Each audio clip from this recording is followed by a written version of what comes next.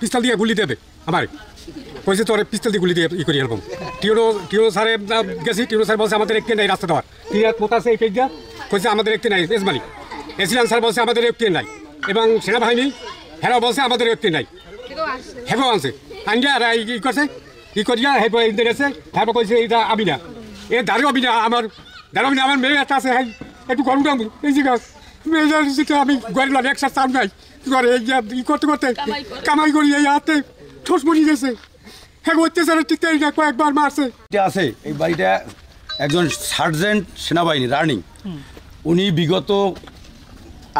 দিন যে বাড়িটা করছে সেই বাড়ির পটটা ছিল একটা আলোর থেকে ওনার বাড়িটা যেহেতু সুন্দর করছে এই জন্য বাড়ির সামনে থেকে একটা রাস্তা নেওয়ার জন্য এই যে রাস্তাটা করছে এই দুই পাশের যে যতটুকু জায়গা আছে তার মাঝখান থেকে জায়গাটা আনেছে এই জায়গাটা হয়েছে অন্য লোকের ওনাদের কাছে বারবার উনি বলছে যে এই জায়গাটা আমাকে দাও আমাদের কাছে বিক্রি করো প্রথম 3 লাখ দিতে চাইছিল তারপর নাকি একটু কম দিতে চাইছে ওনারা বলছে আমরা জায়গা বেচবো না আমাদের জায়গায় আমরা বাড়ি করব আপনি যদি মাঝখান দিয়ে পথ দিই তো আমাদের বাড়ি করার জায়গাটা থাকে না কিন্তু উনি এরপরে এই বর্তমান প্রেক্ষাপটে বাংলাদেশ সেনাবাহিনীর যেহেতু জব করে উনি ওনাকে নাকি এরা কোথায় ওই কোপাইছে এর পরিপ্রেক্ষিতে সেনাবাহিনীর কাছে অভিযোগ দেওয়ার পর সেনাবাহিনী যেহেতু সে চাকরি করে তারা এসে দেখে ঘটনা এখানে যত গাছগাছালি ছিল কাইটটা মাঝখান দিয়ে একটা রাস্তা বাইর করে নিয়ে গেছে জোর করে তারা তো জায়গা যেহেতু তারা তো জায়গা দেয় নাই রাস্তার পিরোজপুর সদরে ভর্তি হয়েছিল এখান থেকে নাকি বর্তমানে উনি সিএমএইচে ট্রিটমেন্ট করছে আমি সজীব সার্জেন্ট মিরাজ হোসেনের ছোটো ভাই ভিকটিম এখানে আমাদের এটা হচ্ছে আমাদের ওয়ারিশের সম্পত্তি এবং তারা ভিকটিম যারা তারা আমাদের এখানে চলাফেরার পথ আটকাই রাখছে আমার ছোটো ছোটো ভাইজি আছে ভাইয়ের পথ স্কুলে যে অনটুতে পড়ে আমার বাবা মা বৃদ্ধ তারা বের হইতে পারে না আষাঢ় শ্রাবণ মাস থেকে এখানে চলাফেরাই খুব মুশকিল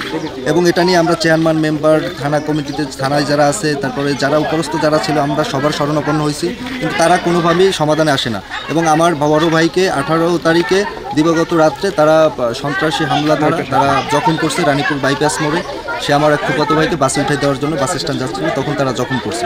এটা ওয়ারিশ সম্পত্তি আমাদের কোনোভাবেই আমাদের বের হইতে দেবে না আমাদের এক পর্যায়ে ঘরবন্দি করে রাখছে তারা আমরা ঘর থেকেও বের হইতে পারি না একটা মানুষের তো বাক স্বাধীনতা থাকবে চলাফেরার স্বাধীনতা থাকবে সেই স্বাধীনতাটা আমাদেরকে তারা দেয় নাই তাদের 5টা মেয়ে সবসময় আইসা পুরোপুরি নির্যাতন আমার বাবা মা খুব বিশ্রী ভাষায় গালাগালি করে একটু হলেই ধর্ষণ মামলা দেবো এই করবো হ্যান করবো ত্যান করবো এরকমের ভয়ভীতি দেখে আমাদের আমি বাড়িতে থাকি আমিও এদের ভয়তে রাত বেরাইতে আমারও চলাফেরা মুশকিল হয়ে যাচ্ছে এটা ওয়ারিশ সম্পত্তি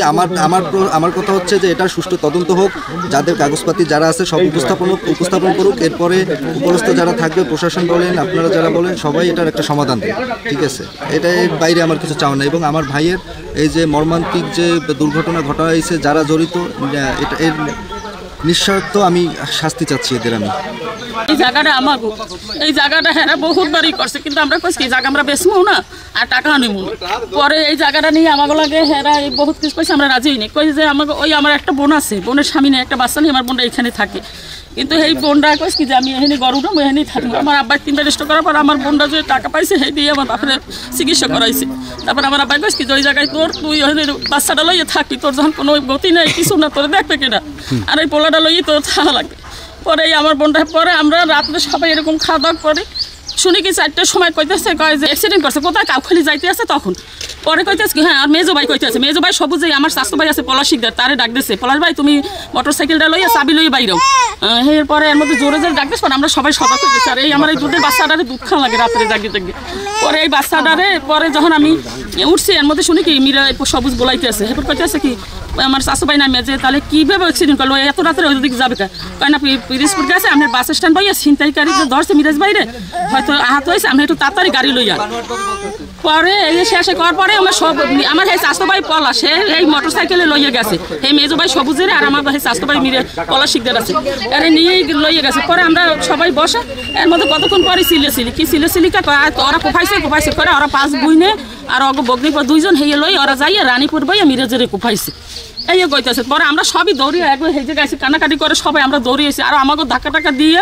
তোরা এখানে আইসো অনেক খারাপ ব্যবহার করছে আমাকে লাগে তোরা আসছো কেন এখানে মারি দিয়ে এখন আবার এই জায়গায় আইসো তাহলে আমি এই বাচ্চাটা সব আমার এই ছোট শিশু দুধের বাচ্চাটা লই যাই আমরা রানীপুর যাই ওরা কোফাই আইসি যদি আমাকে মারার সেই ইটাই থাকতো তাহলে তো আমরা বাড়ি বইয়ে মারতে পারতাম বা রাস্তা আসছিল ই ছিল ঝগড়া যখন আমরা করতাম হেগো লাগে খেলে আমাকে করার কিছু ছিল না আমরা কি এত দূর যাই অনেক আমরা মারি দিয়েছি মহিলারা যাই আমাকে এই কয় বুইনেরে দেশে আমার মা আমার ওই বুঞ্জিরাই পরীক্ষা দিতে পারে না এই বুঞ্জিরা পর্যন্ত আসামি দিয়ে ধরে লই গেছে আমার ছোট বোনটা পরীক্ষা দেয় পরীক্ষাও দিতে পারে না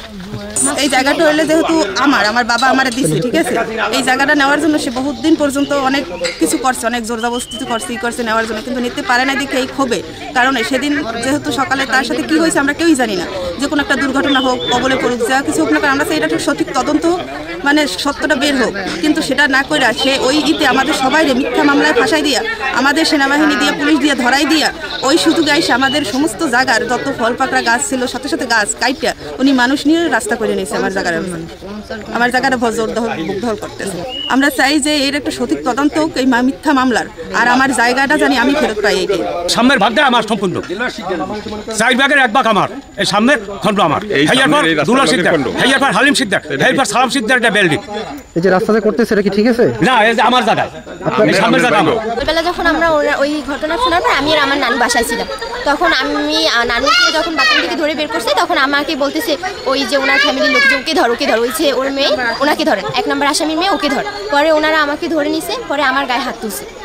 ওনারা হাত তোলার পর আমাকে ধরে নিয়ে গেছে। পরে আমার বিরুদ্ধে কোনো আসামি কোনো মামলা ছিল না, পরে ওনারা আমাকে ধরে নিয়ে সারা রাত ওইখানে আটকাই রাখছে, তারপরে সকালবেলা মামলা দিয়ে কোর্টে চালান করে দিয়েছে। ওই দিন আমার এক্সাম ছিল, আমি প্রিন্সিপাল সরকারি মহিলা কলেজের ছাত্রী, আমাকে এক্সামও দিতে দেয়নি। কি পরীক্ষা ছিল আপনার? আমার হাফ ইয়ারলি এক্সাম চলছে